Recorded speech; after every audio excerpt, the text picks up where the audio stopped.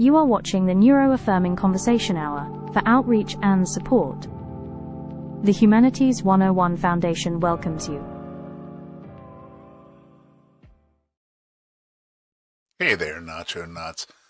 I'm really glad you're here, and I want you to take a moment wherever you are, just arrive. No need to fix anything, no need to mask anything, just be. I want to start today with a line that many of you have probably heard.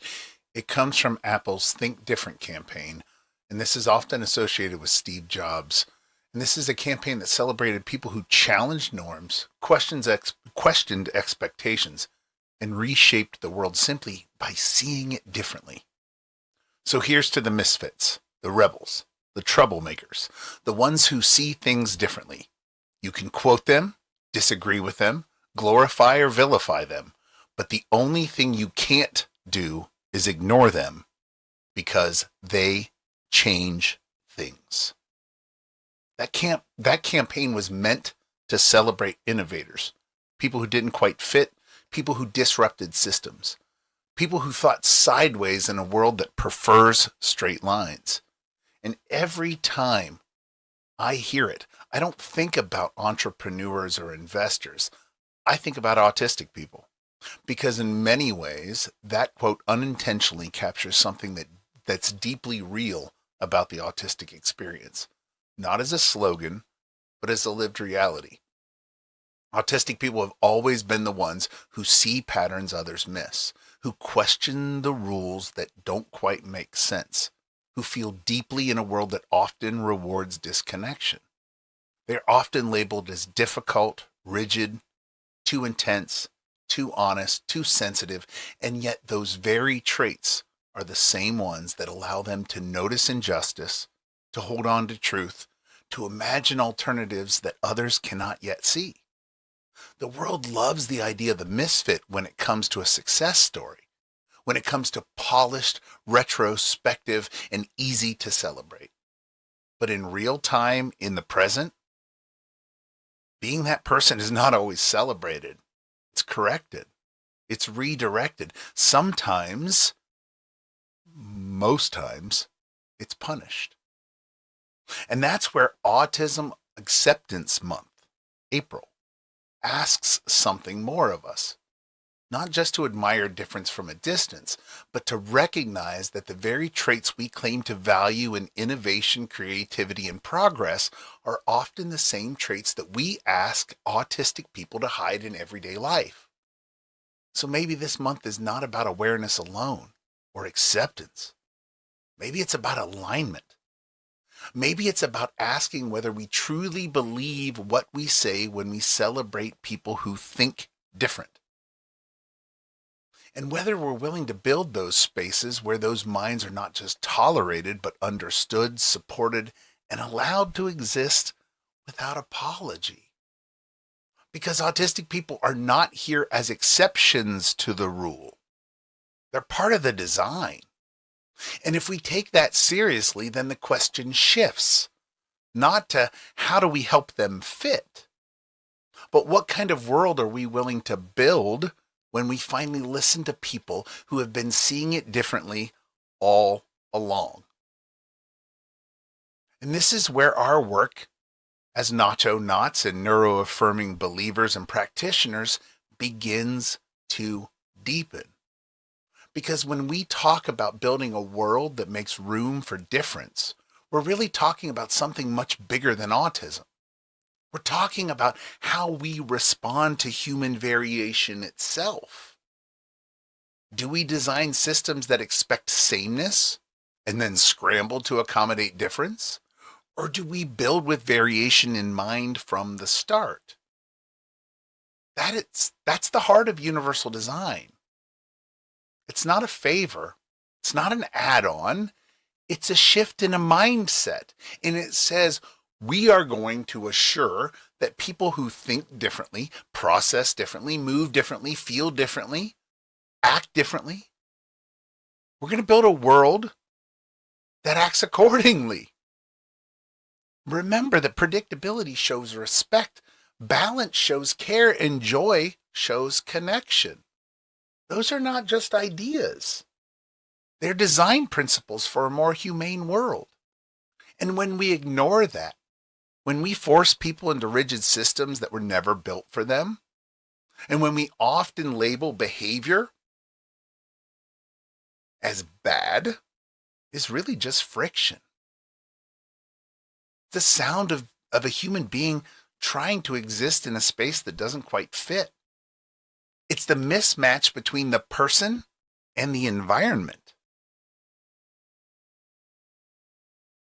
So much of what autistic people are asked to do is to absorb that mismatch quietly, to suffer in silence, to mask, to translate, to self-edit, to carry the weight of making everyone else comfortable. And over time, that comes at a cost. And that's not because we are fragile. It's because the constant adaptation without reciprocity is exhausting for anyone. And this is where compassion, as we often talk about it here, becomes something more than a feeling. It becomes a practice. It becomes a design choice, a willingness to say, maybe the next right step is not asking this person to stretch further, but asking the environment to soften. And when we do that, something powerful happens. We begin to see that the traits we once misunderstood are not problems to eliminate, but they're signals to pay attention to. Direct communication becomes clarity. Sensitivity becomes awareness. Deep focus becomes expertise. Pattern recognition becomes insight. What once looked like too much begins to look like exactly what the world has been missing. And that shift, it doesn't just benefit autistic people. It benefits all of us, because the same systems that overwhelm autistic individuals are often the same systems that quietly drain everyone else. The same unpredictability, the same lack of clarity, the same constant pressure to perform instead of simply existing. So when we design for those in the margins, we create conditions where more people can breathe.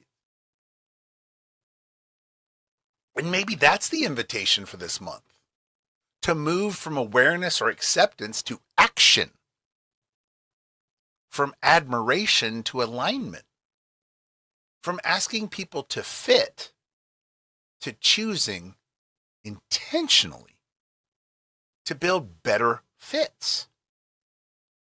And maybe, just maybe, if we listen closely enough to the people who have always seen things differently, we'll start to see a world that reflects a better version of ourselves. And this better version of the world we're building is unfolding right now. Autism Awareness Month is a testament to that, an example of how we shift from mere awareness to action. And in line with that, remember, we got a busy schedule ahead. I'm going to be holding a virtual event at the Genesee District Library this week on the 10th. I'm going to be speaking at the Beautiful Minds Conference at the University of Michigan in Ann Arbor on the 14th, and then at the State Capitol in Lansing for the Voices in Action event that's happening the next day on April 15th. And remember, if you'd like me to speak at your event, you can reach out through the website, humanities101.org. And on a related note, I'm thrilled to announce that I'm signing that book deal. In 2027, I'll be publishing a book on autism, masculinity, and raising kind, compassionate men. This is the culmination of all of our work, and it proves that when we look at the world with curiosity and care, truly good things happen. And when I say that good things happen, when we lead with curiosity and care, I don't mean that in some abstract feel-good way. I mean that in the most real, complicated, and human sense possible. Because recently, I found myself in conversations and in spaces with people whose views are, frankly, hard to sit with. People whose beliefs are rooted in anger, fear, and in some cases, real harm. And what I've witnessed in those spaces has challenged me because instead of meeting hate with more hate, I've watched people choose something else. I've watched compassion walk into rooms where it had every reason not to. I've watched people stay at a table when it would have been easier and maybe even more justified to walk away or even flip over the table. And over the course of weeks and months, not moments, not some overnight transformation, but slowly and steadily, I've watched what happens when someone who is used to being met with opposition is instead met with dignity. And so this is a story that's been sitting with me. There is a man I know who is deeply rooted in a hate group. And he's not on the margins. He's not passively associated, but he's actively a recruiter, actively promoting someone whose identity, community, and sense of purpose were all tied up in the world of white supremacy. And one day, in the past couple months, he found himself in a conversation with people he had been taught to hate, people he'd been taught to reject, people he had been taught his entire life were the enemy. But instead of hostility, they met him with curiosity. Instead of dismissal, they met him with respect. Instead of dehumanizing him, they refused to stop seeing his humanity. They talked, they listened, they stayed. And something shifted. Not all at once, not cleanly, but enough. Enough for him to begin asking questions. Enough for him to begin noticing cracks in the story he had not been told. Enough for him to imagine something different. And eventually, at great risk to himself, his safety, his relationships, his financial stability, his entire sense of identity, he chose to leave. He chose hope. He chose love. And I want to be really clear about something here. This is not about excusing his past harm. This is not about pretending that beliefs rooted in hate don't have consequences. It's about understanding something deeper. That transformations rarely begin with shame. Transformation rarely begins with exile. It rarely begins with someone being told that they are irredeemable. More often, it begins with someone simply being seen, with someone being met not at the worst thing that they believe, but as a human being capable of believing something different.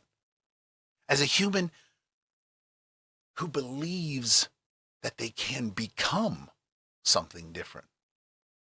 And this connects directly to everything we've been talking about.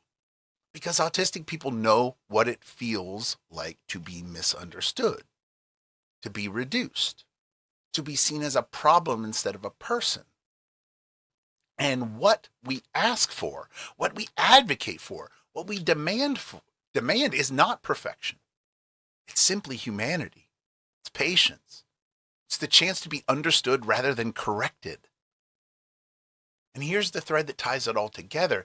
If compassion has the power to open the heart of someone who has been taught to hate, then imagine what it can do in spaces where people are simply trying to belong. Imagine what happens when we build environments that lead with understanding instead of judgment. That's the world we're talking about. Not a soft world, not an easy world, but a world that believes that people are capable of change and then builds the conditions that make that change possible. And that's where truly good things begin. And maybe that's where we pause together for a moment here, Nacho Knots, because everything we've been circling, difference, compassion, design, belonging, transformation, it all comes back to a very human question. What do we do when we encounter someone who sees the world differently than we do? Not in theory, not in a polished quote, but in real time when it's uncomfortable, when it challenges us, when it asks something of us. Because the truth is, most of us will not be asked to change the entire world this week, but we will be asked in small and quiet ways how we respond to the people in front of us. So here's your participation question for this week. Think about a moment when you encountered someone you saw the world, back up, scratch it. Think about a moment when you encountered someone who saw the world very differently from you. Whether that difference was rooted in neurodivergence, identity, or lived experience. And what did that moment bring up for you? And if you were to approach the same moment again through a lens of curiosity, compassion, and understanding, what might you do differently? And there's no perfect answer here, just an honest one. And as always, I invite you to share your reflections, engage with each other, and hold space for the many different ways we all arrive at understanding. Because sometimes the smallest shift in how we show up is where something new begins. And from there, let's turn to what the research tells us about why these moments matter. And this is where we gently turn from reflection to understanding. Because part of what we do here together is not just sit with these ideas, but we ground them in what research is actually showing us about connection, communication, and difference. There's a recent study that was covered by Science Daily, March 31st, 2026, that speaks directly to this. The research was conducted by a team of psychologists studying how autistic and non-autistic people communicate and form impressions of one another. What they wanted to understand was simple, but it was important. Where do breakdowns in communication actually come from? For a long time, the assumption has been that autistic people struggle socially because of a deficit within them. That difficulty, the belief is that difficulty lies within the individual. But what this study finds has challenged that idea in really meaningful ways. When autistic participants interacted with other autistic participants, their communication was often just as effective, fluid, and socially satisfying as interactions between non-autistic participants. In other words, when people share a similar communication style, things work better. The difficulty showed up most clearly in mixed interactions when autistic and non-autistic participants were paired together. There were misunderstandings that increased, and this is where people reported feeling less connected and where impressions of one another were more likely to be negative or uncertain. And the issue here wasn't that autistic people can't or couldn't communicate. It was that the different communication styles were being met not in a shared framework. The researchers also found something especially important. Non-autistic participants often misread autistic communication more than the reverse. So autistic individuals were not uniquely failing to understand others. It was the allistic or non-autistic people that were failing to understand the autistic communication. The misunderstanding was mutual and in some cases asymmetrical. So from a lay perspective, the takeaway is this. A lot of what we call social difficulty is not one-sided deficit. It's a two-way mismatch. And when we treat one style of communication as a default and the other style as broken, things get messed up. But this study shows that when people are allowed to interact in ways that align with how they naturally process and express information, connection improves. Not because the person changed, but because the conditions match the person more closely. And this connection directly connects to everything we've been talking about.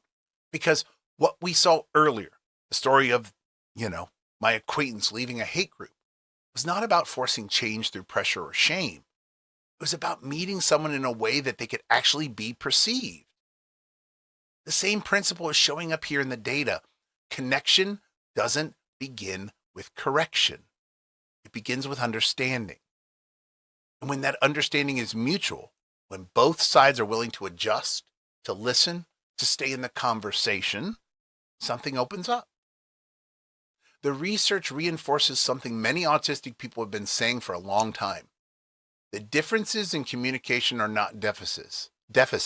They're differences in processing, in priorities, in how meaning is built. Some people rely on tone, on subtext, and social intuition. Others rely on clarity, consistency, and directness. Neither is wrong. But when one is centered and the other gets pushed to the margins, again, we see problems.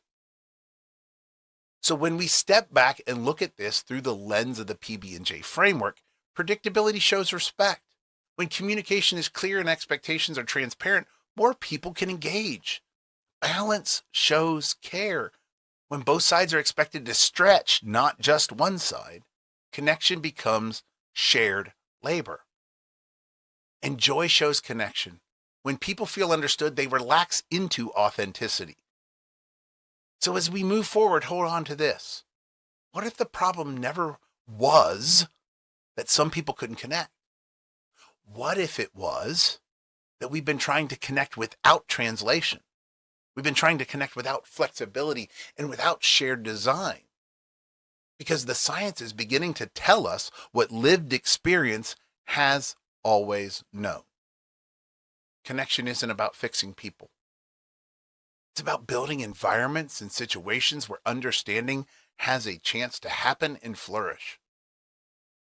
And this is where we take that same lens, the same commitment to curiosity and understanding, and apply it to another piece of research that at first glance might seem completely unrelated. But stay with me because the connection is deeper than it appears. There's another study published the same day in Science Daily, and it was led by researchers at a Berlin university working with collaborators across Germany and other countries in Europe. And what they were studying was a rare and devastating childhood condition called Lee syndrome.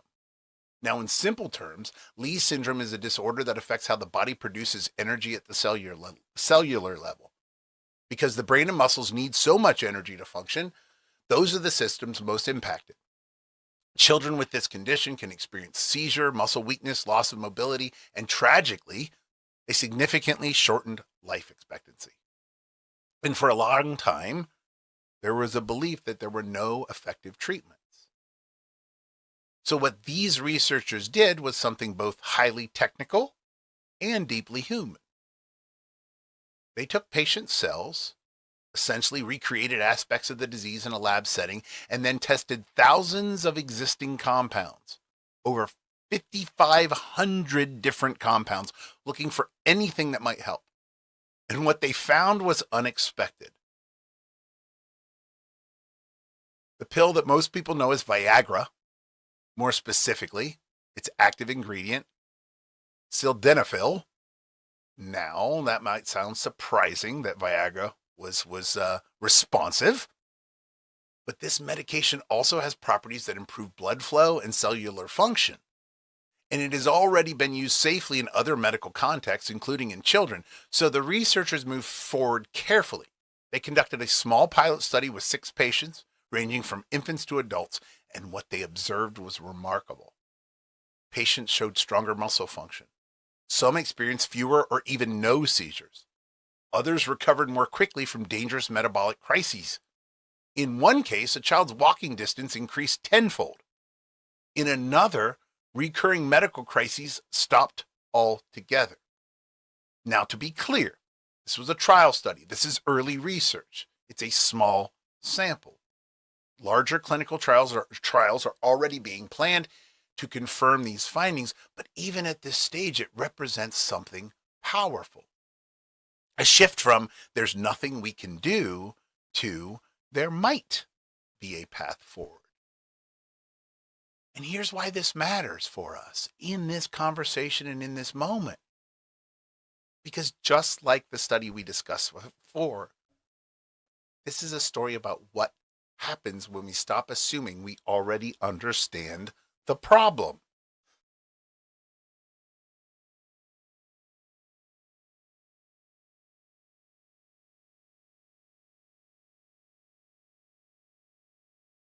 For years, Lee syndrome has been incredibly difficult to treat, in part because it's rare, it's complex, and it's hard to study directly. But instead of accepting this limitation, these researchers just changed their approach, set a new framework, shifted their mindset. They built new models. They tested widely. They went back to the drawing board, so to say. They stayed open to unexpected answers. And the breakthrough didn't come from creating something entirely new. It came from seeing something familiar in a different way. And that should sound familiar to us because this is the same pattern we've been talking about all episode. Whether we're talking about communication differences or deeply held beliefs or even complex medical conditions, progress often begins when we stop trying to force reality into our existing assumptions. And instead of doing that, we allow ourselves to re-examine what we think we know. In the same way that connection improves when we adjust the environment instead of fixing the person, here, treatment emerged not from forcing the disease into narrowing a pathway, but from expanding the search, from honoring the complexity, from being willing to look again. And maybe that's the deeper takeaway. The breakthroughs, whether in science or relationships or even within ourselves, often come from the same place. Curiosity over certainty, compassion over dismissal, possibility over assumption. Because when we create space for new ways of seeing, we don't just solve problems. We discover entirely new ways forward. So if we stay with this lens of curiosity just a bit, sometimes the most powerful insights don't come from one study, but from noticing a pattern across different kinds of research.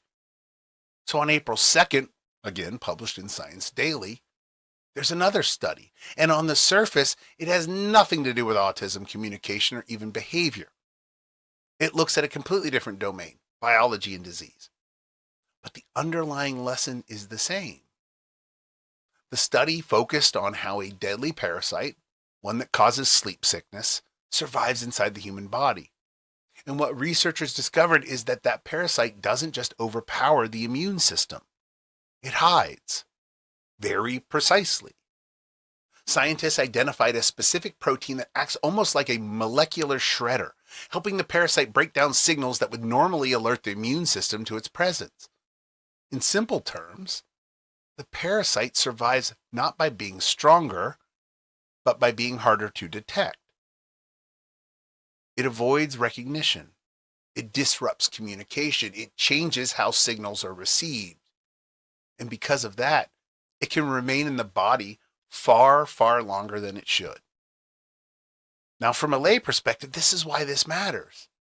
For years, researchers have been trying to fight diseases like this by attacking them directly. Stronger drugs, more aggressive treatments, trying to overwhelm the threat. But this study shifts that focus. Instead of asking, how do we destroy it? It asks, how is it surviving in the first place?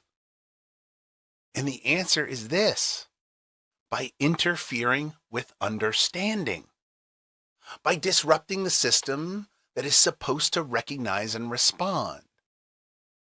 So now, instead of just attacking the parasite, scientists can target the mechanism, the way it hides, the way it interrupts communication, opening the door to more precise and effective treatments. And this is where the connection comes back to us. Because if you zoom out, the story isn't just about biology. It's a story about systems. It's a story about what happens when signals are missed, when communication breaks down, when something important is present but not properly recognized. And when we see this same pattern in the human spaces all the time. When autistic communication is misunderstood, it's not because something is not being expressed. It's because the system receiving it isn't tuned in to recognize it. When someone is stuck in harmful beliefs, it's not because there's no capacity for change or will to do better. It's because the signals that might interrupt that belief system aren't being received in a way that they can land. And what this research reminds us quietly but powerfully is this. Sometimes the issue isn't the presence of something. It's the failure of recognition. So whether we're talking about immune systems, social relationships, or human systems, the question becomes, what are we missing? What signals are being sent but not understood? And what would change if we learned how to recognize those symbols? Because just like the earlier study and the one before that, progress doesn't always come from force. It often comes from clarity, from understanding how things work and then adjusting the system so that connection, recognition, and response can finally happen. And when it does happen, whether in science or in human connection, that's where breakthroughs begin. So finally, let's zoom out one more time, because the last study we're going to look at today takes us out of the lab, out of medicine, and into history, into culture, into something more deeply human. So again, published April 1st from Science Daily out of the University of Sharjah. This was looking at a discovery in the city of Homs, Syria. Now, during restoration work at a historic mosque, researchers uncovered a Greek inscription buried in the foundation of a column. And that inscription may help answer a question historians have been debating for decades. What stood on the site of that mosque? And what they're finding is remarkable. The evidence suggests that this single location may have been over time a pagan temple, then a Christian church, and later a mosque. 3 different religions and religious traditions layered on top of one another across centuries. But here's the part that matters most. The transition between those belief systems wasn't sudden. It wasn't clear. It wasn't one system disappearing and another instantly replacing it. Instead, the research shows that these traditions overlapped. They coexisted. They gradually shifted over time. One of the researchers described it not as a rupture, but as a negotiation, a process of reinterpretation, adaptation, continuity. The same physical space holding different meanings across generations. So from our perspective, why does this matter? Well, we often think of change, whether it's beliefs, identity, culture, or understanding, as something that happens in sharp breaks. Before and after, right and wrong, old self, new self. But this study reminds us that the real change is rarely that simple. It's layered, it's gradual, it's built on what came before, even as it moves towards something new. And that should feel familiar to us by now. Because think about everything we've talked about today. The communication study showed us that connection improves not when people are forced to change, but when understanding grows between different ways of being. The medical study showed us that breakthroughs don't always come from starting over, but sometimes from seeing something familiar in a different way. And now this historical study shows us that even across centuries, transformation doesn't erase what came before. It builds on it. And that brings us back powerfully to the human level. Because when someone begins to change, whether it's an autistic person learning to unmask, or someone stepping away from harmful beliefs, or any of us rethinking who we are, it's rarely a clean break. It's a process. Old frameworks don't disappear overnight. New understanding doesn't root quickly. There's overlap, there's tension, there's growth, and maybe that's not a flaw in the process. Maybe that is the process. So instead of asking, why isn't this change happening faster? Or why isn't this person completely different yet? Maybe the better question is, what layers are still present? And how do we hold space for transformation as it unfolds?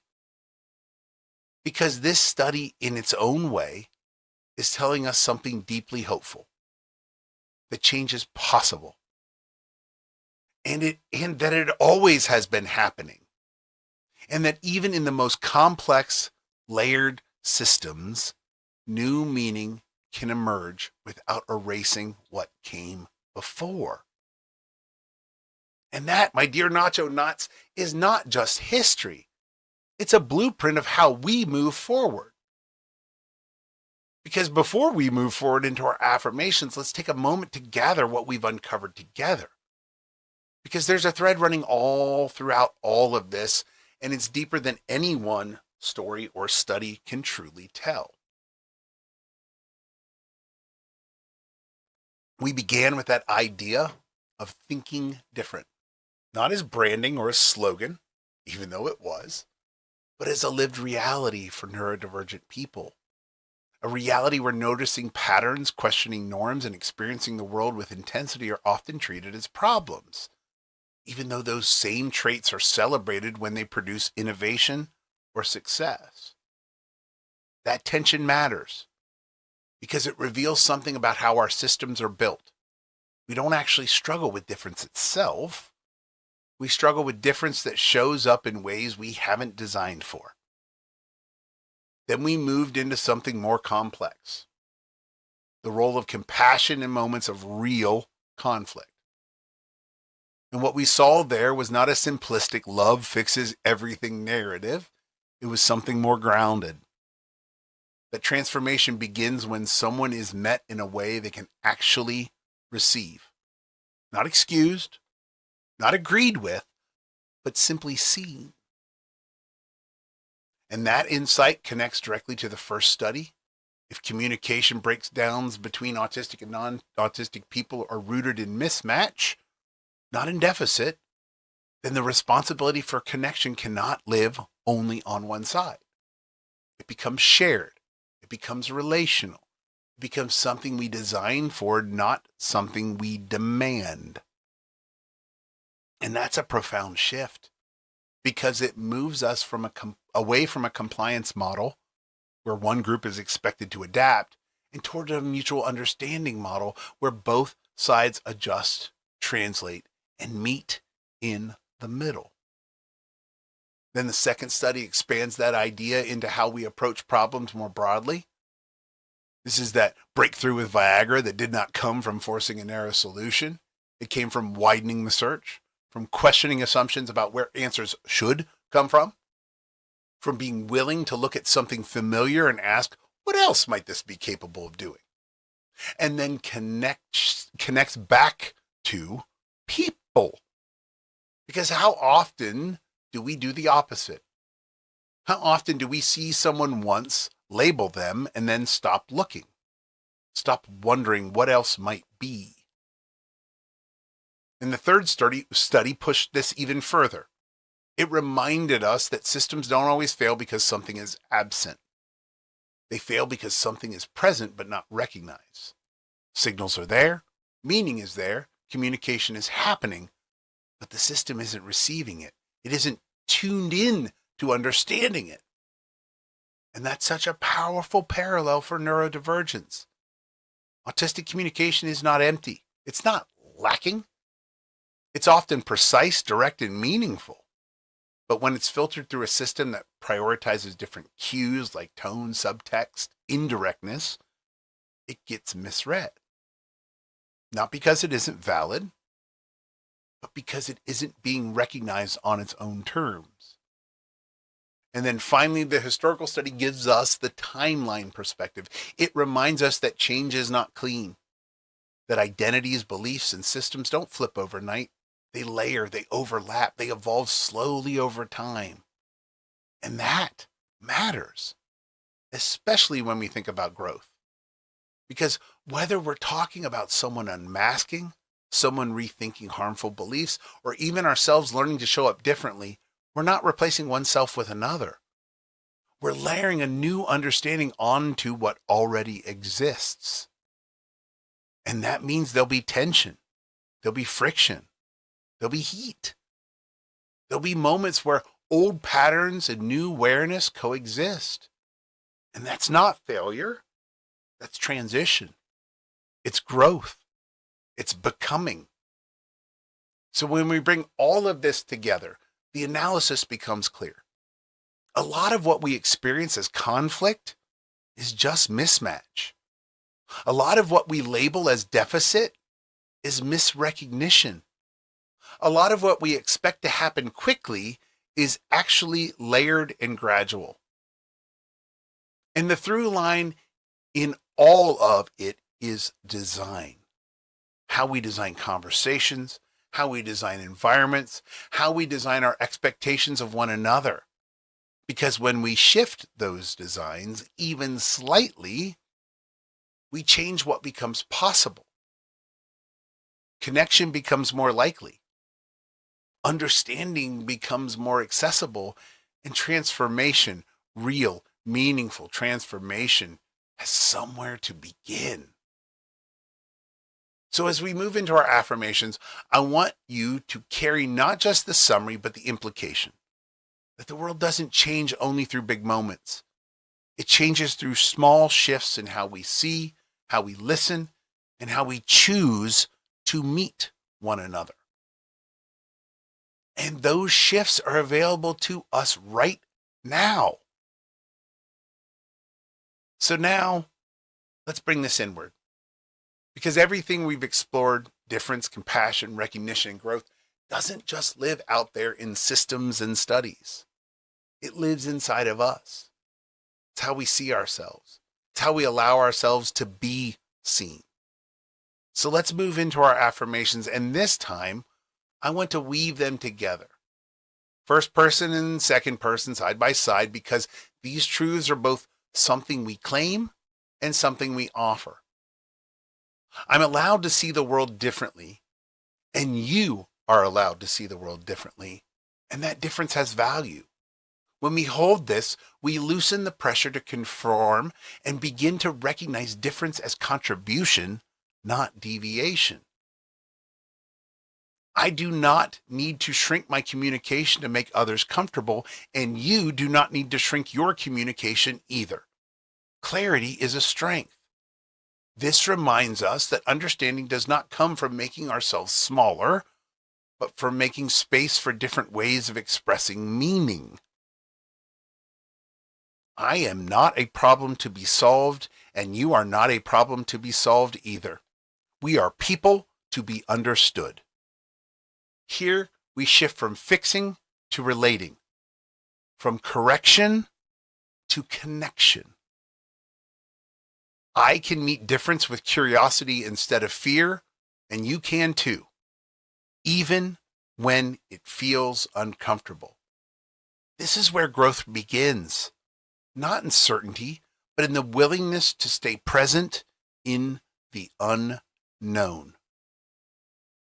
I am allowed to grow in layers, and you're allowed to grow in layers. I do not have to erase who I was to become who I am becoming. This grounds us in patience. Change is not replacement. It is integration. I can choose compassion, and you can choose compassion without losing boundaries or a sense of self. Compassion is not surrender. It's a steady, intentional way of engaging that still honors our limits. I am a part of the design, and you are a part of the design. We are not exceptions to it. This is the foundation, not inclusion as an afterthought, but belonging as a starting point. So take a breath with that. And as you carry these into your week, notice how they move between I and you. Because the way we learn to speak to ourselves becomes the way that we learn to speak to others. And the way that we choose to see others often shapes what we allow ourselves to become. And so as we close today, Nacho Knots, I just want to thank you for being here, for staying in these conversations, and for being willing to sit with complexity instead of rushing to simple answers. If something from today resonated with you, carry it gently into your week. You don't have to change it all at once. Just take the next right step. Stay curious. Stay open. Stay human. If this space has been meaningful for you, I invite you to share it with someone who might need it, to leave a reflection or to support the work if you're able. The community grows the way all meaningful things do, one conversation at a time.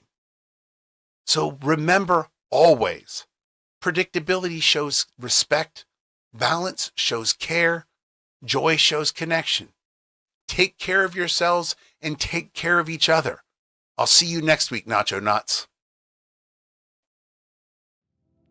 Thank you for joining us. See you next week.